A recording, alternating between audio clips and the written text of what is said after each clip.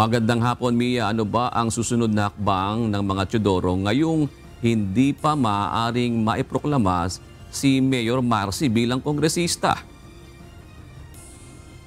Magandang hapon sa iyo, June. Ayon nga kay incoming Mayor Marikina Mayor na si Maan Teodoro, pinag-aaralan na ng legal team ni dating Mayor Marcy Teodoro ang kanilang magiging hakbang kaugnay nga nitong suspension of proclamation na inilabas ng COMELEC. Malayo ang lamang ni dating Marikina Mayor Marcy Teodoro sa kalabang si Senator Aquilino Coco Pimentel sa pagkakongresista sa unang distrito ng Marikina. Bagaman nanalo sa botohan, hindi pa maaaring iproklama si Teodoro dahil sa isinimpang disqualification case ng kampo ni Pimentel. Ito naman po yung temporary restraining order is to hold para walang magkaroon ng kumbaga irreparable damage. Dito wala pa naman po ginagawa, hahabol po niya. Then that's TRO. Kung hindi niya mahahabol, nasuspend na. Naugat ito sa issue ng domicile o may kinalaman sa permanent residency ni Teodoro sa unang distrito. Ayon sa batas, dapat ay aktwal na naninirahan sa distritong tinatakbuhan ng isang kandidato. Dapat ay nakatira na ito sa distrito nang hindi bababa sa 1 taon bago ang araw ng halalan, bilang patunay ng kanyang tunay na interes na doon mamalagi o manirahan at panungkulan.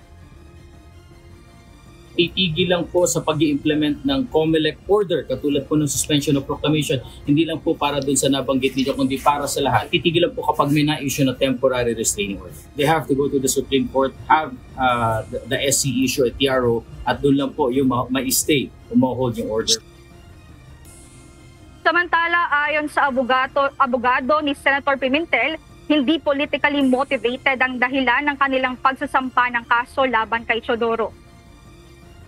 So definitely this is not about politics. It's about, complying with the requirements of the Constitution with residency. And ang message behind this case is no one can play with the requirements of the Constitution for their political gain. That's the only message here.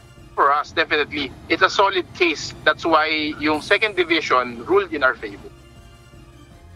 Ayon naman sa asawa ni Teodoro na siyang nanalong mayor ng Marikina City na si Maan Teodoro, pinag-uusapan na nila ang susunod na gagawin kaugnay ng desisyon ng COMELEC. Well, right now, he is in talks and meeting with his lawyers. Pinag-aaralan nila yung move nila para doon sa nangyaring postponement or suspension ng proclamation.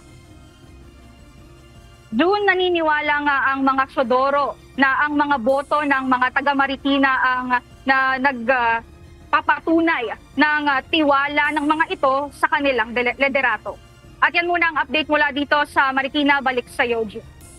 Maraming salamat, Mia Alonzo.